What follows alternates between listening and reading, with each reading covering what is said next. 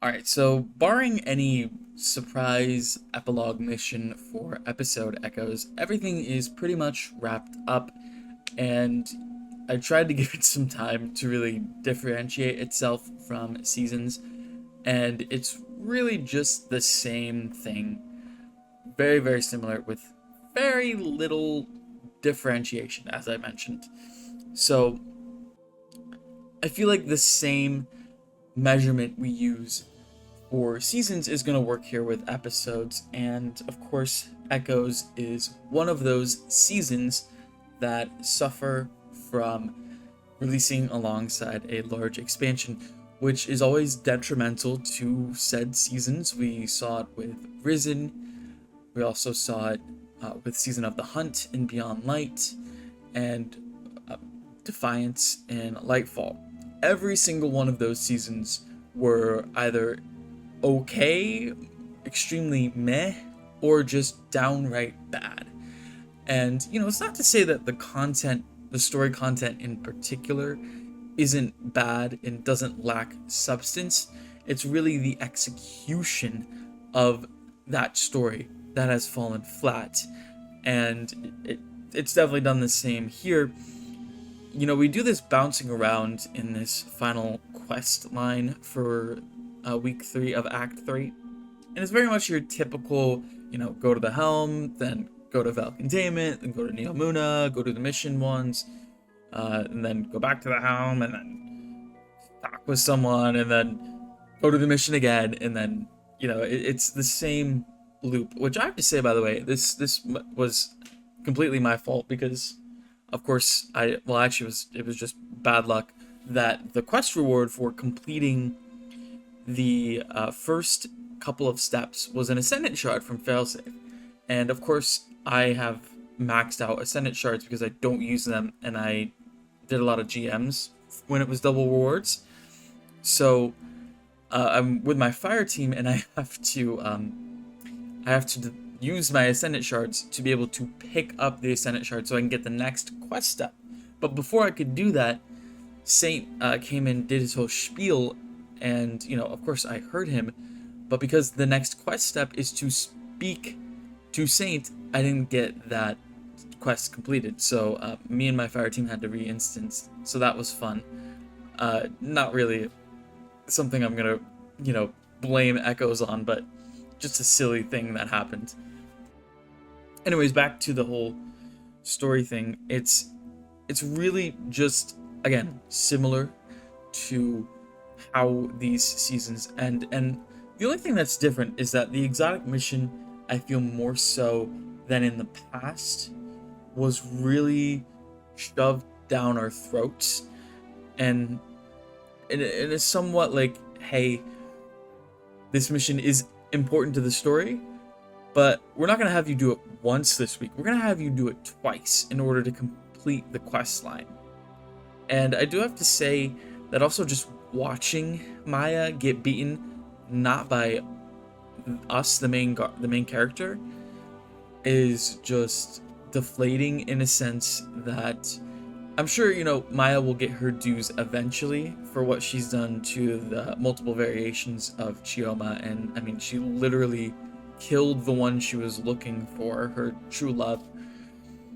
But the whole point, I think, of building up Maya in this episode is to use her down the line as a major villain, because again, it ended with her just running away, and there's no satisfying ending, there's no conclusion, there's no closure, and I feel like it's going to come back to bite Bungie later on, but it really depends on how Maya is used later in the story.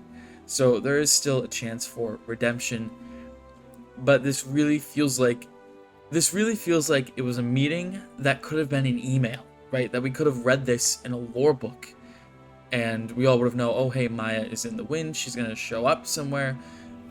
And nothing has essentially changed since the beginning of this episode, right? I mean, we know who the conductor is, we know it's Maya Sundaresh, and we know what her objective is, but that's it.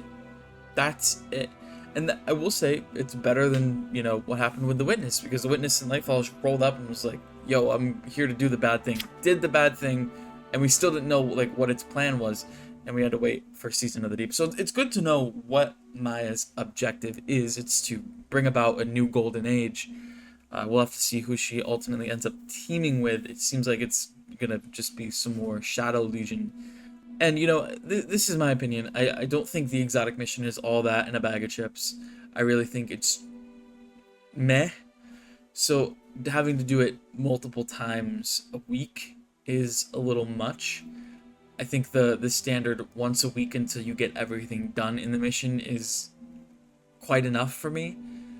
But again, it's like almost forcefully like being put into what you need to do to complete the story, and it's just not satisfying in that sense. And I talked about that in a different video of how they can make these exotic missions feel more rewarding and worth your time. And part of that is just having these weapons occasionally, not every one of them needs to be randomly rolled, right?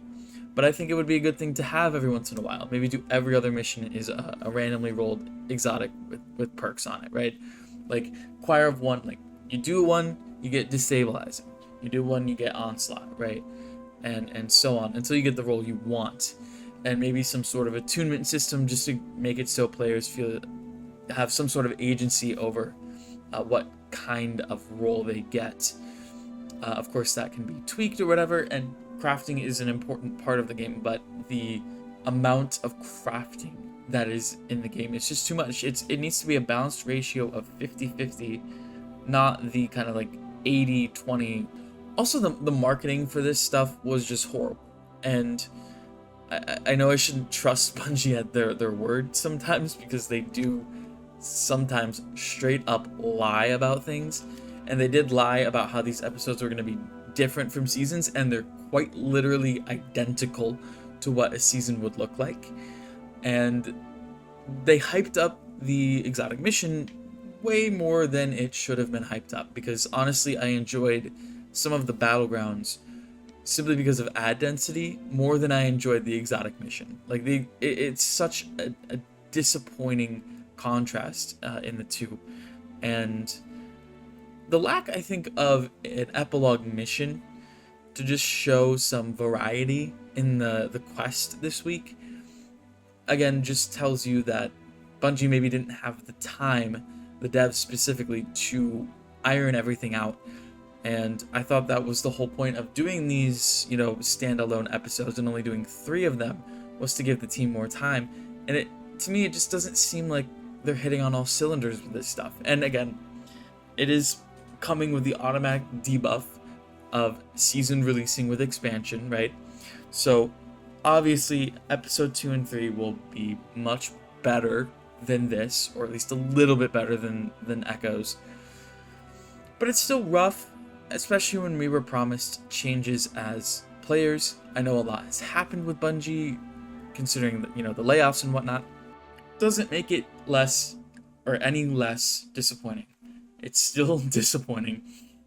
It's still rough to be fed the same cadence as far as the story goes, and no major difference. And the execution again is just horrible. It was a drip feed all the way to an end that was very, very, very anticlimactic.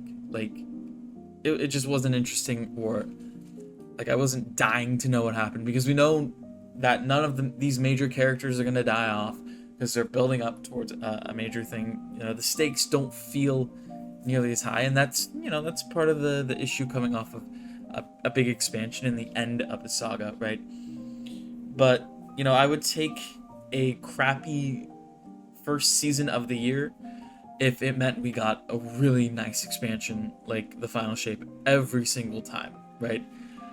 It's sometimes a sacrifice you have to make, but sometimes we don't need to have one or the other. We can have both. And I think if Bungie maybe waited a month in between Final Shape and releasing Echoes, or maybe even 2 months, that they could have changed the cadence, right? They could have just dropped the entire act at once, at a time, like they're doing with Revenant, and they would have had more time to go through everything, to polish things like they did with the final shape, and people would have enjoyed that more. And I know the argument to be made, of course, is that Bungie wants to keep the player numbers up, so holding that release would obviously have Destiny 2's concurrent player numbers suffer, but I mean, it happened anyways, so why not give your team more time so that when Echoes does drop, it's better than what I'm talking about now. It's just not good, and I would not recommend to anyone that they should, rush to come back and play this stuff, because it's just not interesting, and you can just wait until the end of the year to play through all of it, and it's just way more enjoyable than having to wait. You might get spoiled, but if you're waiting, you probably don't care as much, and you're only doing it at that point to get the weapons and to get caught up before the next major release. So, that's my piece. I've said my piece. I'm getting off my soapbox now. Let me know what you think down below. And thanks for watching, and I'll see you in the next one.